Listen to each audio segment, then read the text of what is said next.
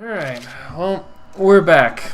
Dream Daddy. And I'm still feeling very emotionally distraught about Amanda. Do you want to go on a date with Damien, or do you want to go on another date with Joseph? I think I'm okay with either. God damn it, Christopher. I honestly would like to see with the Joseph thing. I'm really invested in Joseph. Joseph is probably the nicest dad out of all of them. I don't know, I feel like Hugo would be a good dad too. He's just He's stern. He's got the shitty child that sets lawns on fire. True, and also you do like Brian.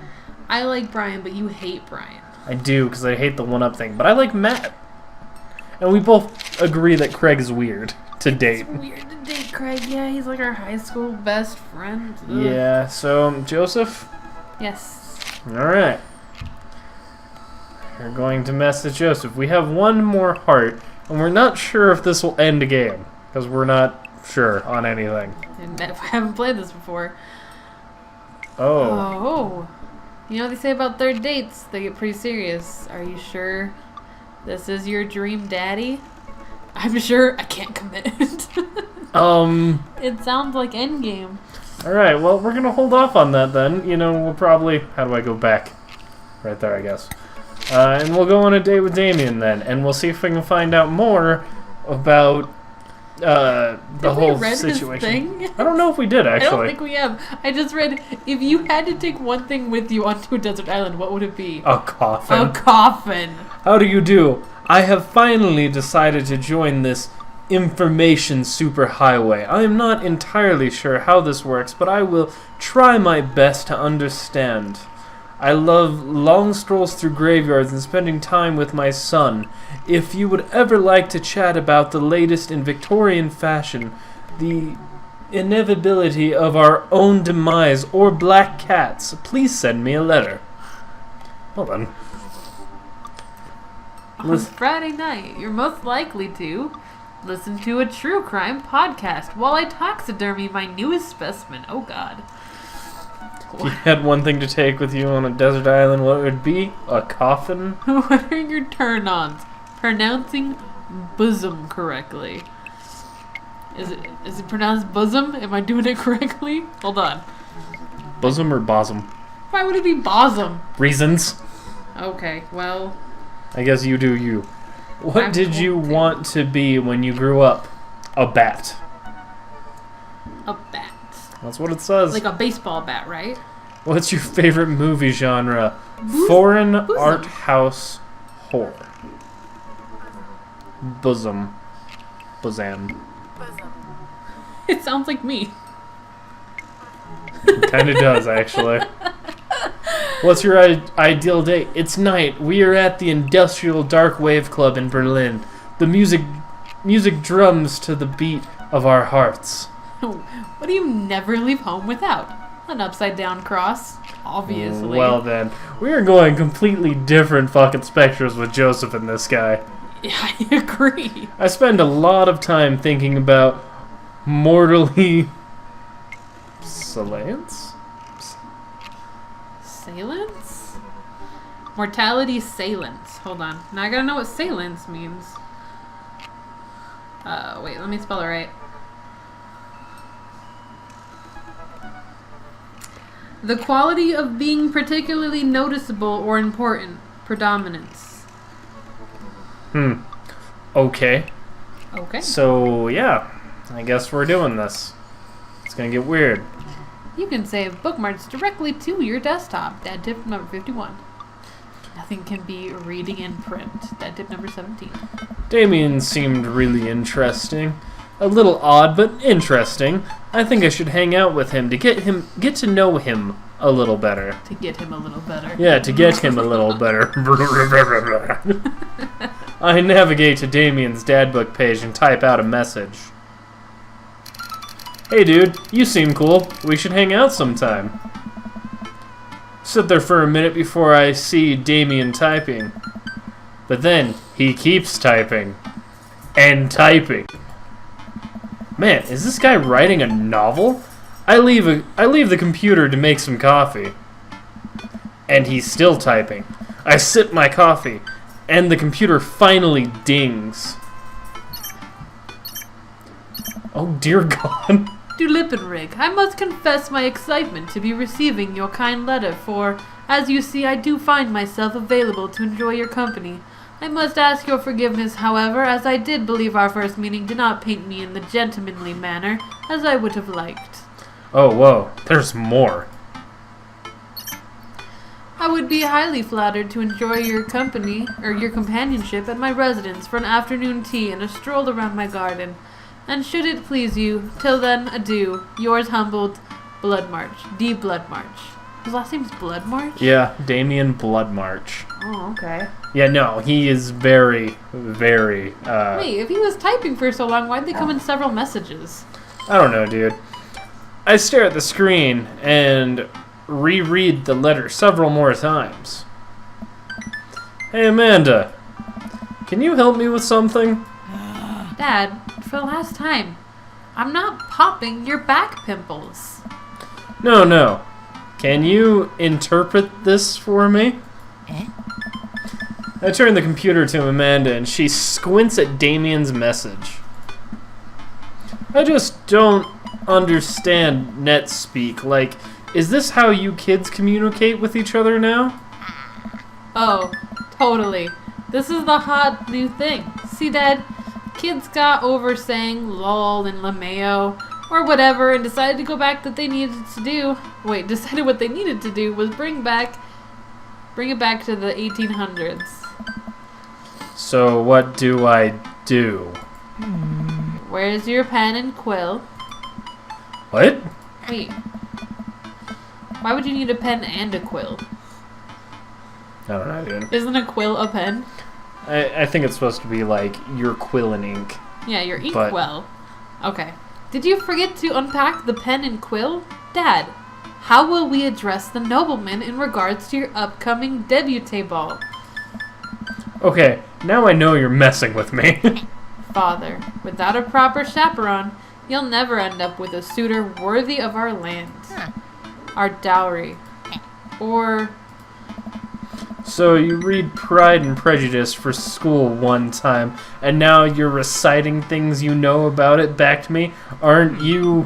like, the first 5 pages, and then I read a review of the movie. Still, gotta be, though. Great, so what do I say to Damien? I got this. Amanda reaches over me and types on the keyboard. Sure thing, dude. Regards, De Lupinrick. That's pretty fantastic. Amanda hits sends and smiles. Look how happy she and is. smiles at me. Well, I suppose that's that. Oh my god, there's gargoyles. That doesn't actually surprise me. They look like toads. They kinda do. I make the short walk over to Damien's house. Well, I guess you can't really call it a house. It's more of a manor estate. The Gothic architecture looms above the other homes in the cul-de-sac. I walk past a couple of gargoyles guarding the front door and look around for the doorbell. There doesn't seem to be one.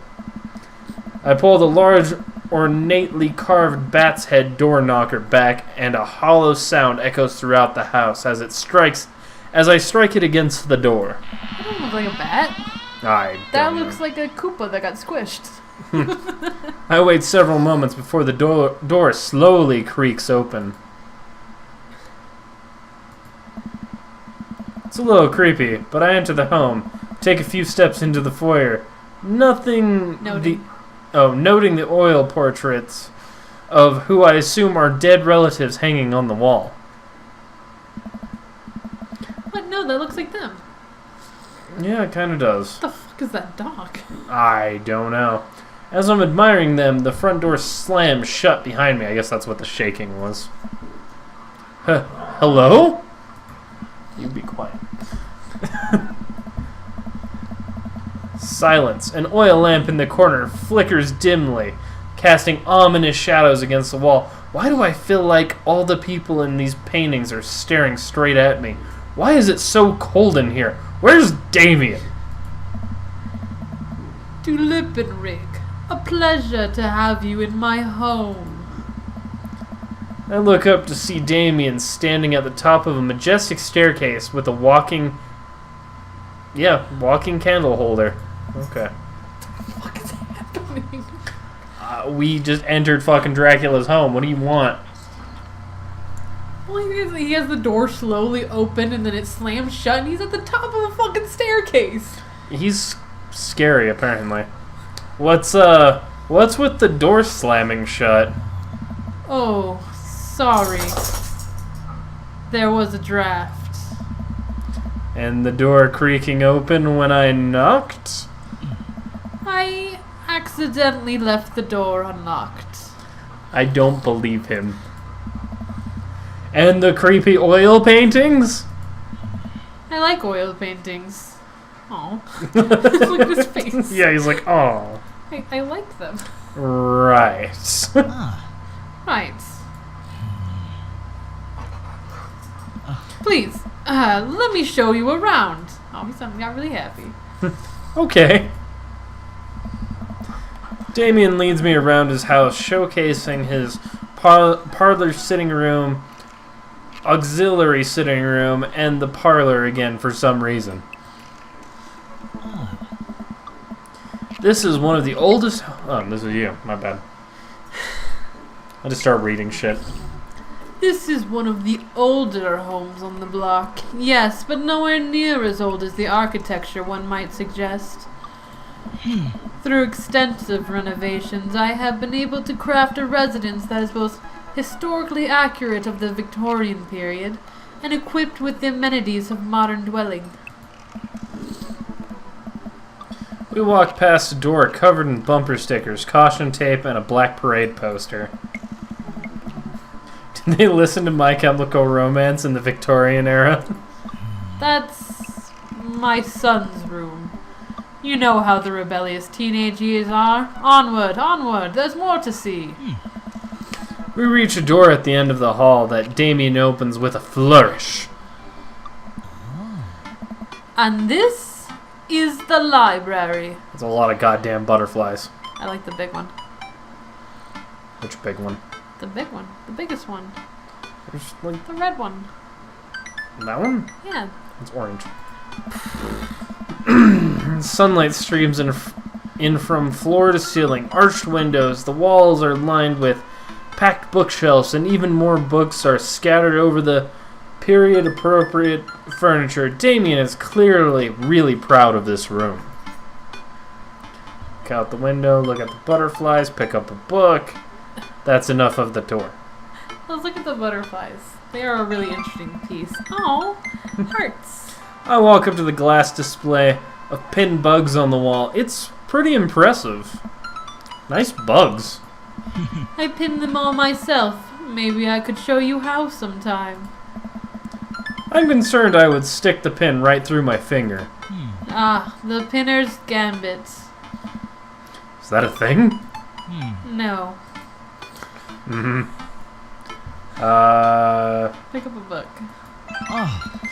You know, dear Lippenrig, in the Victorian era there was some controversy surrounding reading. Many people thought the more toddy novels would encourage youth to a life of crime and would cause too much of a distraction from work and school. I pull out a book at random and examine the worn cover. Opening it, I turn to a random page and read aloud.